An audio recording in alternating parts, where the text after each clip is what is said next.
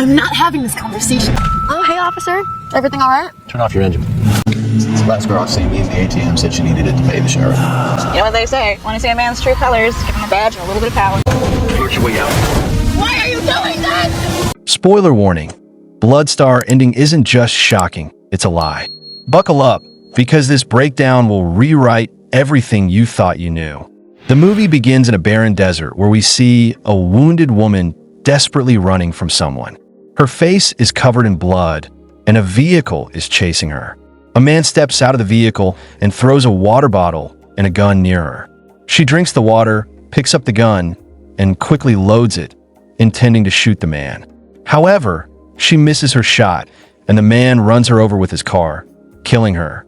The scene cuts to another young woman, Bobbi, driving through the desert while talking to her sister on the phone.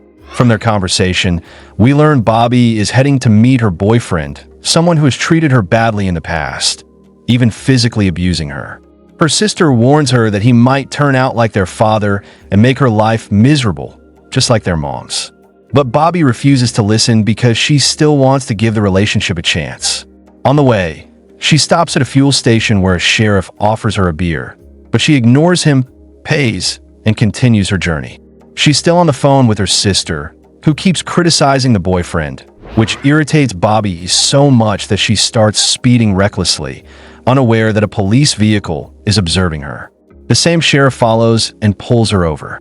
He claims she was overspeeding and gives her a $1,000 fine. Bobbi insists she doesn't have that much money, but the sheriff accuses her of damaging his car's lights by throwing something from her vehicle, which she denies. He then demands that she go to the fuel station ATM to withdraw the money, while keeping her phone and documents with him. Angry and suspicious, Bobbi asks what law allows this, but the sheriff shuts her down and tells her not to question him. At the fuel station, the owner tells Bobbi that the ATM has been out of order for a week and casually mentions that many girls have come through recently needing to withdraw money for similar fines. Realizing the sheriff is targeting and harassing women, Bobbi decides not to fall for his game. She runs off without paying. The sheriff sees her escaping and answers a call from her boyfriend on her phone, telling him she'll call later. He then tosses the phone into a box filled with other phones and IDs. Proof that Bobbi isn't his first victim. The sheriff shoots out her car's headlight, forcing Bobbi to stop. When he confronts her again, she pleads with him to understand her situation, saying she must reach her boyfriend on time or he'll get suspicious. But the sheriff claims her fine just increased, now including the broken headlights. Then, uncomfortably, he starts patting her down, saying her license will remain with him until she pays. Bobbi drives off quickly, but the sheriff shoots out her tire, causing her to crash into the sand. She realizes the sheriff is playing a deadly game with her and starts running.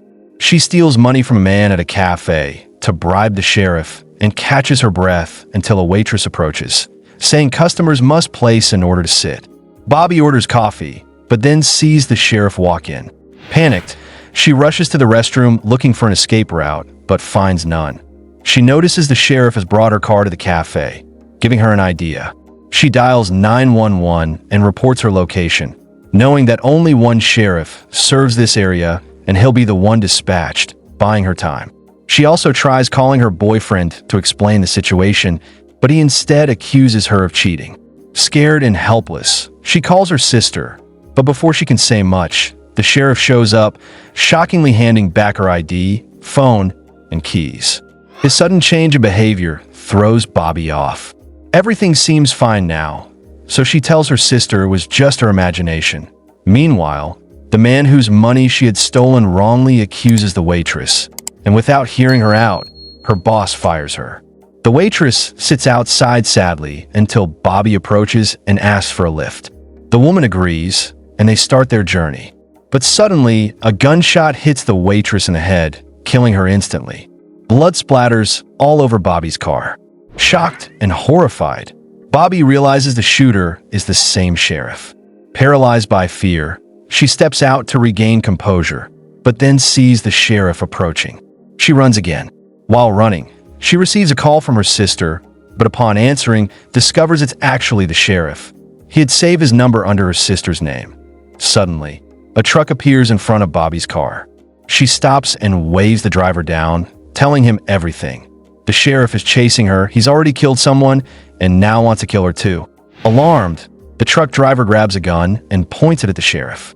But the sheriff lies, saying Bobbi is a killer wanted by police. The driver is confused but sees the fear and bruises on Bobbi's face and realizes she's telling the truth.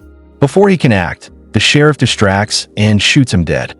Bobbi jumps into her car and drives off, eventually reaching an abandoned garage where she hides. Inside, she hears footsteps and grabs a wooden stick for self-defense. She strikes a man approaching her, only to realize he works there. He helps her with her wounds and gives her coffee. Bobbi tells him everything about the sheriff and the murders. He believes her and promises to call his boss to help. Bobbi asks to use the restroom, and the man points her to a room. Inside, she discovers bizarre tools, chains, restraints, and a wall filled with IDs of missing girls. Horrified, she realizes this might be the sheriff's hideout. Before she can escape, the sheriff appears and confirms her suspicion. He shows her the IDs, explaining that the numbers on them indicate how far each girl managed to run before getting caught. Bobbi tries to run. The man who was pretending to help her knocks her unconscious. He turns out to be the sheriff's brother and an accomplice. When Bobbi wakes up, she's tied to a chair. The sheriff starts revealing his twisted backstory, how he and his brother suffered because of their negligent, pleasure-seeking mother. He shows her a knife made from his mother's skin, revealing that he killed her too. Then, in a disturbing act, he grabs Bobbi's tongue and slices it off, saying, "This is the tongue you used to curse me." Bobbi faints from the pain. When she regains consciousness, she's untied. She quietly picks up the sheriff's knife and escapes.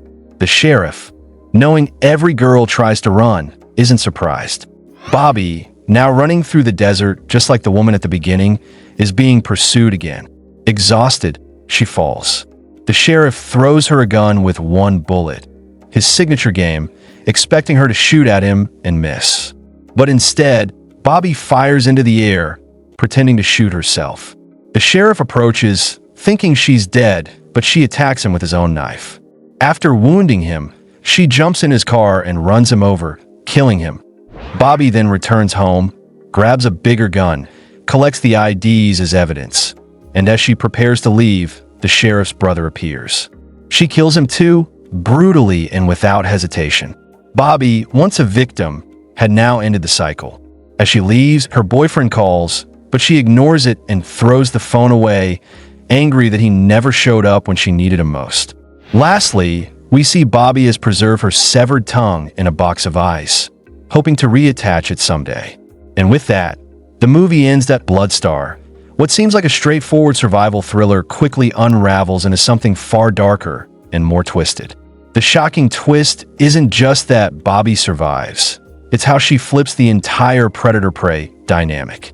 Throughout the film, we're led to believe she's just another victim in the sheriff's cruel game. But in the end, she doesn't just escape. She outsmarts him, hunts him down, and ends his reign of terror for good. The lie? That she was powerless. The truth? Bobbi was the final trap the sheriff never saw coming.